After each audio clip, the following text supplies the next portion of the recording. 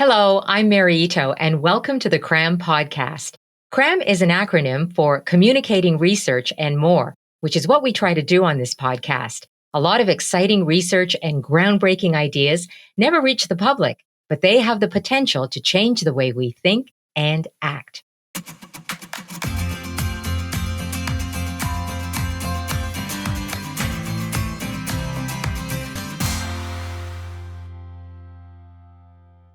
Well, when it comes to puzzles, who hasn't tried at least a few of them in their life? The earliest one might have been a simple jigsaw puzzle, or maybe it was a riddle. Why did the chicken cross the road? And then as you got older, you might have tried your hand at crosswords, math and logic puzzles, board games, and so on. Puzzles have been an ongoing source of entertainment for people the world over. But Marcel Danesi says there's more to puzzles than just recreation, and he's here to share their fascinating history with us. Marcel Danesi is a linguist and professor emeritus in the Department of Anthropology at the University of Toronto. He has written many, many books, but three in particular on puzzles, including The Puzzle Instinct and An Anthropology of Puzzles. Hello, Marcel. Hello, Mary. Nice to be here. Oh, it's great to have you. You've said, and in your book you say, that puzzles have existed before the dawn of history. Yeah. How so? There's even evidence that there's a 10,000-year-old stick found in the Ishango society, which has little marks on it. And the marks look very similar to the kind of games where, you put marks, you say, I'm here, you're there, much like a prehistoric tic-tac-toe. It could be something else. It could be numeration. It could be something else. But this particular stick, bone actually, seems to have played no role archaeologically in that society, other than it was there and people probably passed it all around. So the idea of posing a question, providing a situation and a challenge and saying, okay, beat it, solve it, come up with an answer, or beat me if you can, has existed since the beginning of time. Before I finish this introductory remark, let me remind, there's a Dutch historian who in 1938 wrote a book called Homo Ludens, the human being as a player. His claim is that before we even became sapient with language, we were playing with our hands, with our eyes and everything to make sense of the world. And that instinct for play, for figuring out things in the environment is still noticeable in infants and of course in children as they grow up. So is that what you mean by the puzzle instinct? I do. It's in us. It's in us. Another example. You mentioned, why did the chicken cross the road? Pose that to any child who has never heard it.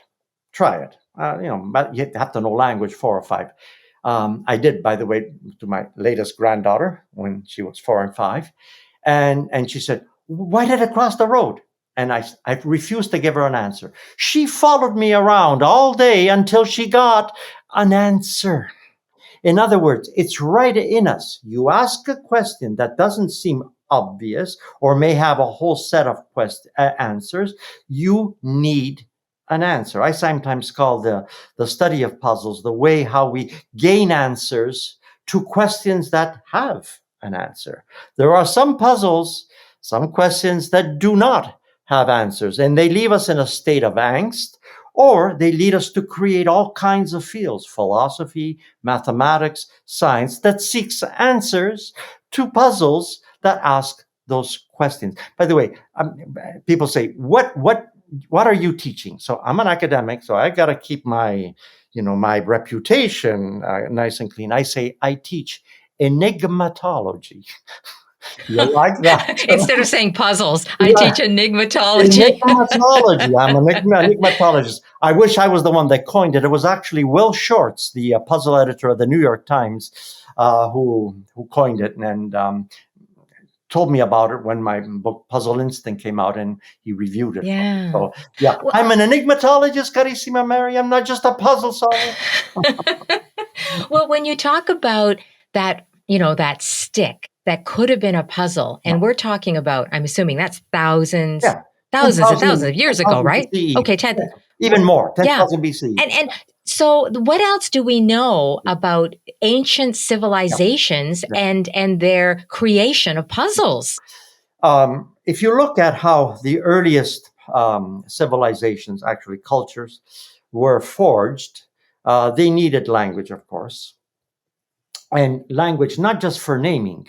I mean, naming is a way of understanding your environment and referring to it. But taking language and putting the words together in order to think, to solve problems.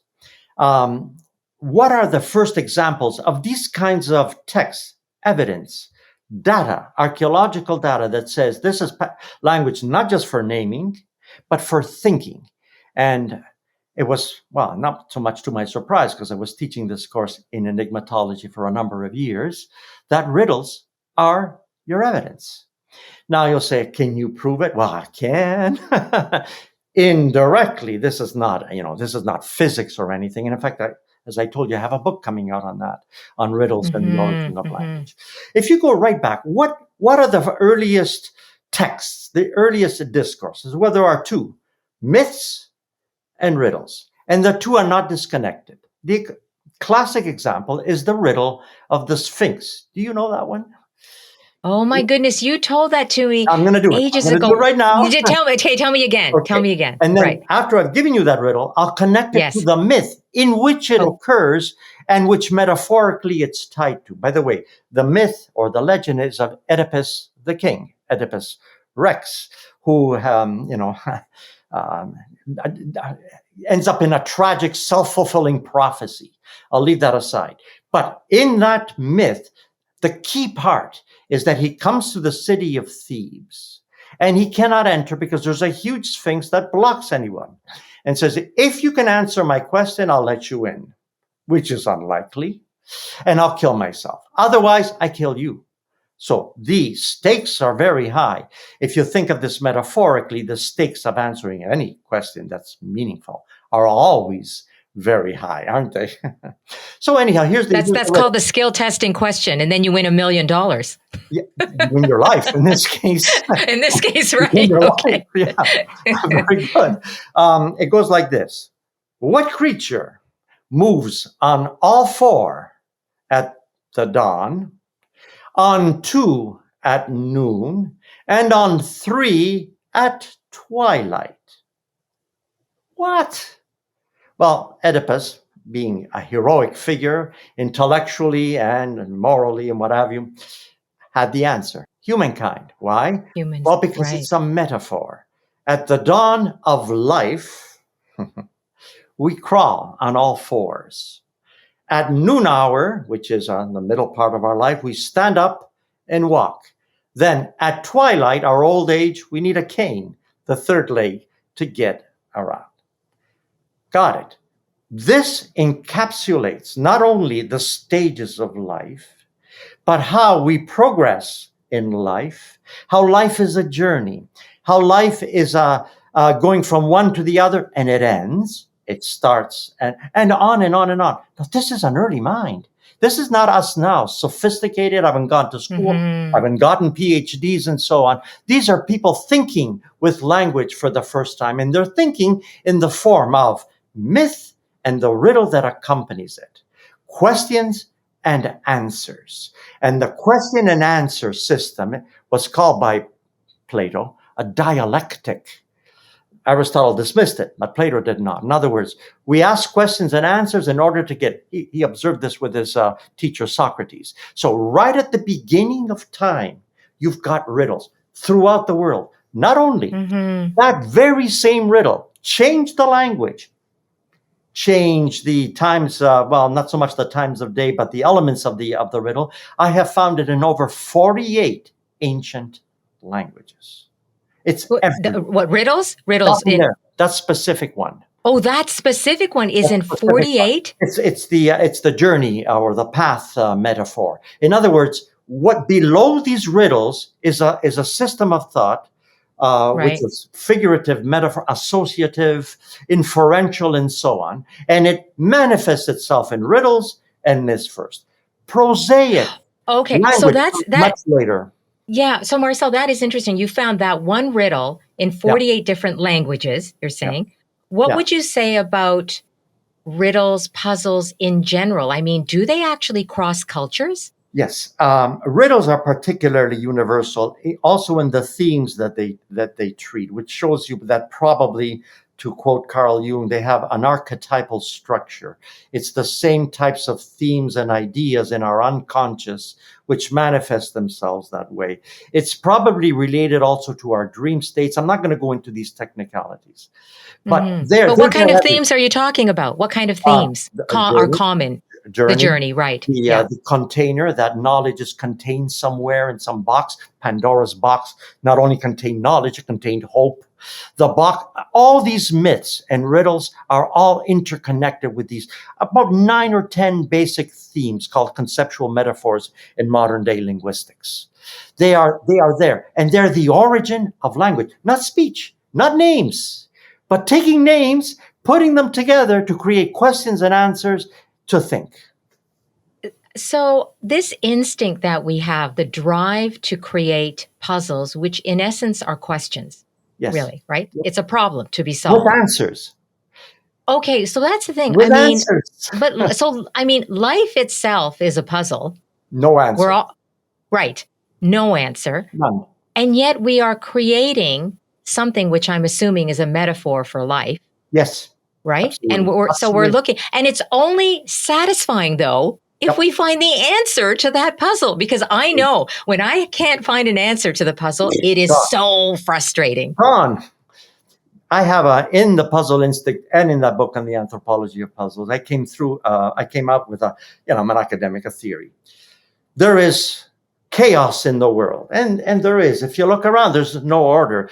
All you have to do is also come to my bedroom to see that there is chaos in the world. We need order. When we put things in order and so on, then we can find them much more easily. We have access to all of knowledge. Really, is a method of knowledge classification, putting it in some order and in some way so that you can access, study it, and learn it. My idea here is that the chaos of life cannot be put into any order. How can you do it? But the chaos that a puzzle presents, you get all these ideas. Well, what is it? What creature? What possible creature? Yeah, what's going on in here? As soon as you have an answer, done. You have Yeah. the order to things. Order, literally. Oh, yes, life does work that way. There's a beginning, a middle, and an end. That's the order I was seeking in this riddle. Mm-hmm. I have it. I've got my answer. I can go on for a while. For a Well, little. right, and there's a sense of completion Absolutely. that makes you feel so good. I mean, when Yeah, I solve a riddle or some puzzle, I feel so great yeah. that I was Sudoku, able when to you've accomplish done it, that. or a jigsaw puzzle, when it's done and you finished Yes. it, nobody better dare take it apart because those would be fighting situation. I took all my time to put this riddle together, my jigsaw together, and you dare take it apart? Yeah, absolutely. It's in us. It's an instinct, Maria. It truly Yeah. is. Not in the physical sense, but in this intellectual sense. So I'm guessing that over time, different kinds of puzzles Yes. evolved, right? They were created, they evolved through time. How many different kinds of puzzles do we have? Okay. First of all, I have 3 stages to puzzles. First of all, the early, and I simply call them metaphysical puzzles, like the riddle of the Sphinx. They're Right. there to discuss in their own way what life is about and how do we conceptualize it. Then there's a secondary phase, but it comes very quickly, the ludic phase, where we use puzzles to challenge each other. For recreation. To this day, at children's parties, we have little games and riddles that keep people entertained. Well, the Greeks had their symposia. At the symposia, which were big feasts and so on, riddles and other kinds of puzzles always were there for entertainment. I mean, what do you do in an age before podcasts, right? You come up with Yeah, these things. puzzles.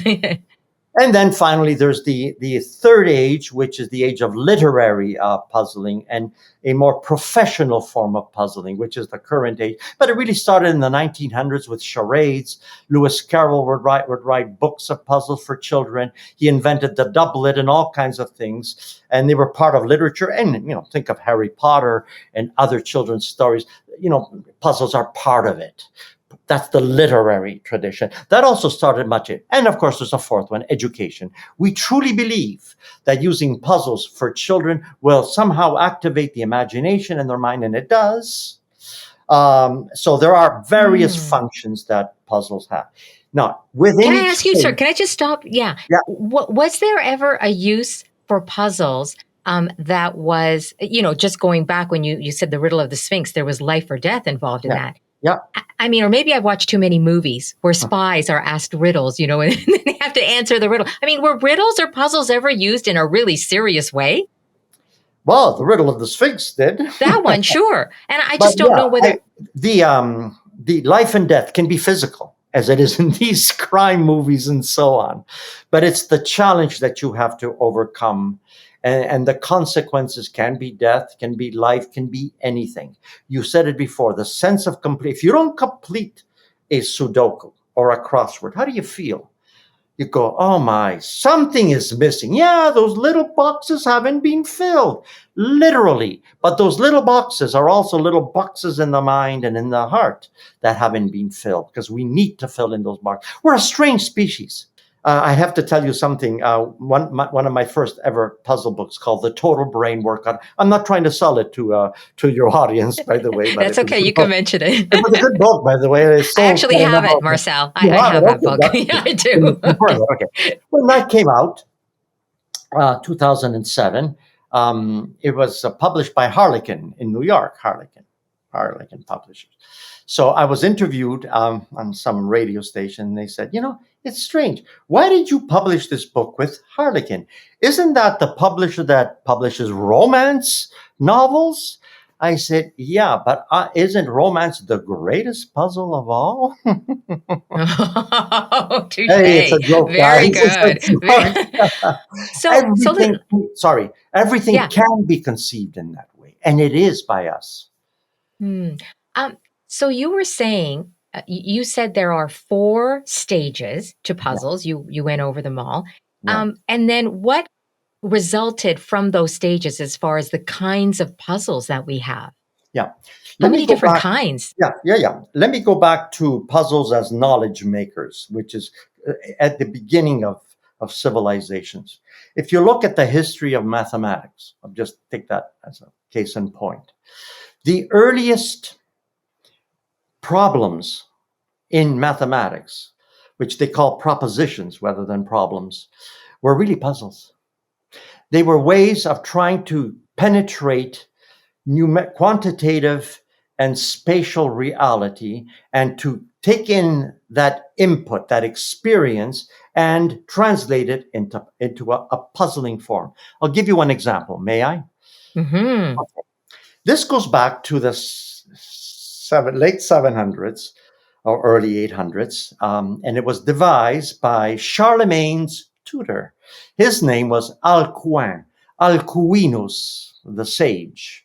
He put together 81 puzzles, propositiones, adaquendus juvinem, propositions, puzzles to enlighten the mind of young people.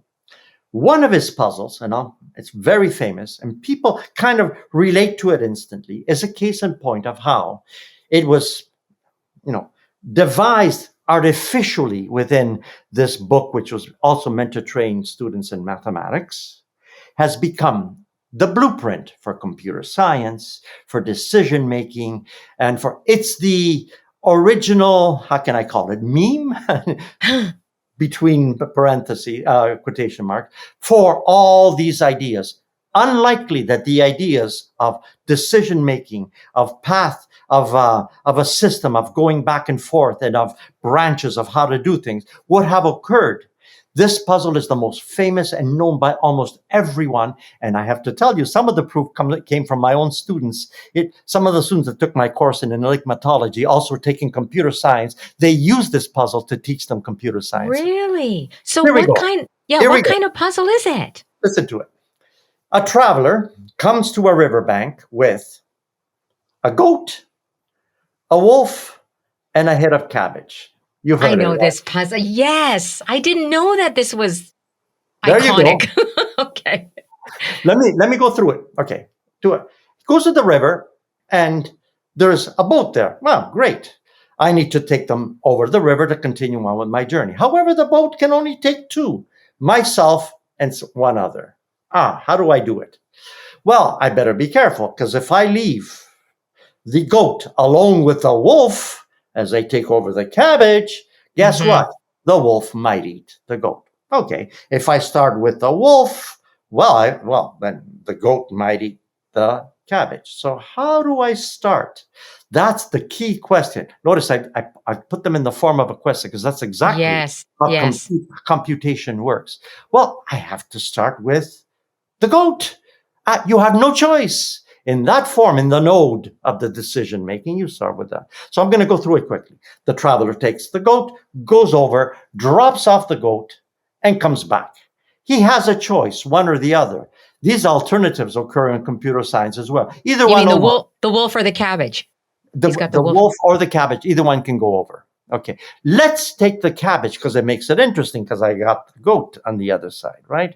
I could do the wolf, but then let me take the cabbage over. I go over to the other side. He goes over, drops off the cabbage, but picks up the goat because otherwise the goat would eat the cabbage. Right. So it goes back with the goat. The cabbage is safely on the other side.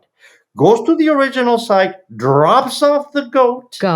And takes the wolf. Right. Goes over, drops off the wolf safely with the cabbage, goes back, picks up the goat, goes over to the other side, and off on his journey. Now, rather than having a goat, a wolf, have symbols, A, B, C, have structures that involve a system. And what you've got is a network, a decision-making path that led eventually to graph theory, to the idea of networks, and on and on and on. That's the original thought. Right there. That is amazing. Yeah. It started with a wolf, a goat, and a head of cabbage. By the way, talking about universality, that one, this is not by me, but a scholar named Asher, who I forget her first name, who did a study on that particular puzzle and found it in another, 50, 60 languages across the world. And there is no way that they took that idea from Al Coan and then imported it into another language. There was no contact. There did no internet, no books at that time. Really. So my hypothesis is that there strikes a chord in the instinct. It's the same thing. It solves a situation commonly across the world, and it's the same image pattern. It's the same archetype. Okay, so would that kind of puzzle, would it be considered a logic puzzle? Yes, it would be considered logic. Oh, okay.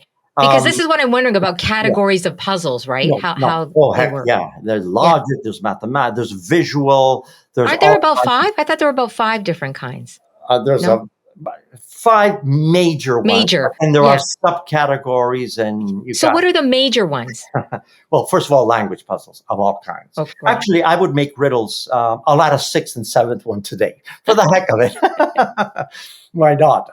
A scholar never stops thinking, right? Riddles are a class of their own. There's no other puzzle like them on the planet. And in fact, that's the only type of puzzle for which every language has a word. I'll give you the two that I know well. In English, we use the word riddle. In Italian, we use indovinello, and on and on. So obviously, it is a crucial artifact of mind that everybody has and knows and needs to name and uses and understands. Okay, you don't have to teach anybody what a riddle is. So they're riddles. Yeah, riddles. Then there are all kinds of word puzzles. Right. I'll give you a few examples. Anagrams, you take the letters of, Right. mix them up Yeah. to create a new word. Palindromes. Palindromes, Yeah. oh heck. Okay. And then there are letter placement puzzles like the crossword puzzle, Okay. and others like that.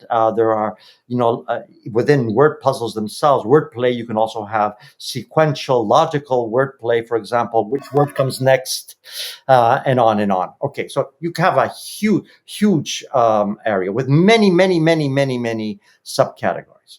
Then there is the logic puzzle. Al-Quran is an Yes. example of a logic puzzle. Sudoku is the most current, I would say, example of a logic puzzle. Mm-hmm. One of the ones that I like very much is a cross between a logic and a mathematical puzzle. We discussed it. It comes from Tartaglia, the 16th century Italian mathematician. I just love this one because it is probably not the correct answer, but it works, which is exactly what a puzzle is. Ready? Okay. A man leaves an inheritance to his three sons. That's the puzzle, as the way of Tartaglia. The inheritance consists of 17 camels. 17 camels. He wants it divided, he says in his inheritance, the 17 camels, into 1/2, 1/3, and 1/9. How the heck are you gonna split the camels? Yeah. In what Right. way? Because it won't divide evenly. Well, you'll kill the camels. Yeah. 1/3. No, none of So those goes here's in evenly. what Tartaglia suggests. For Okay. the sake of argument, borrow another camel, make it 18. Right. That's for the sake of argument. Okay. What's a half of 18? 9, Keep that. What's a third of 18? 6, What's 9 and 6? 15, And then what's a 9? 1/9 of 18. 2. Okay, add it up. 15 That's plus 2 17. is 17. There you go. That's how you split up your camel. Now I can give the 18th camel back. Hold it, Now, hold it, hold it. Let me just think about that. You gave the 18th camel back, so you end up with 17. you end up with But hold it. But one half one half of 18. You can do 1/2 of 18, not 1/2 of 17. Right. But the You can whole thing do, is it started with 17. You're supposed to do 1/2 of 17. So I but don't understand. That's not 1/2 of 17. by borrowing that 18th camel, you were able to divide the 17 camels according to the inheritance. Because when you divide 1/2 of 8, okay, it is Right. I get it. But it's it's a not true to put-on. being Okay, now for all tell me, intents and purposes, because you what was can't split a camel, it works. I get it. got it? I get it. But Got it. okay. What Yeah, was that's what clever. was No, that's Tartaglia clever. trying to do? He's trying to show, well, when you've got fractions, you really have to be very careful how you divide things. So for the sake of argument, let's do it this way, but it doesn't stop there. From that puzzle, a whole theory of equations, of substitutions has emerged from it, where some are possible, some are not. So possibility and impossibility. One single puzzle done as a kind of a joke, it just generates all kinds of things. This is the greatest discovery for me as an academic, that within these seemingly trivial, minuscule little things that we call puzzles are ideas that lead to other ideas that eventually to great discoveries and changes. Look, the paradoxes of Mm. Zeno, Zeno in the ancient world had these paradoxes. The paradoxes led to a complete revision of logic in the 20th century. What were his paradoxes? Well, you want one more and then I'll stop. I promise, Oh. no more puzzles. No, they're good. They're good. They're good. Go ahead, Okay. Marcel. Go ahead. Achilles, the great runner, says Zeno, fleet of foot, he can go from point A to B, phew, go by in no time. I can show you that while he may be fast, logically, he will never reach the end point. Never. Oh, okay, prove it. I will. Follow me. To go from point A to point B, first you have to go half the distance, right? Right. Okay. Now, from that half distance, Achilles to get to the end has to go another half distance. Right. Got it. Then from there to go to another half distance and another half distance and another half distance. Gradually, smaller and smaller half distances, a half, a fourth, an eighth, a sixteenth, Right. and Right. so on. Right. But you'll never get to the end. But we do get to the end. In reality, but not logically. That's okay. I really like that. Isn't that great? That is great. Yeah.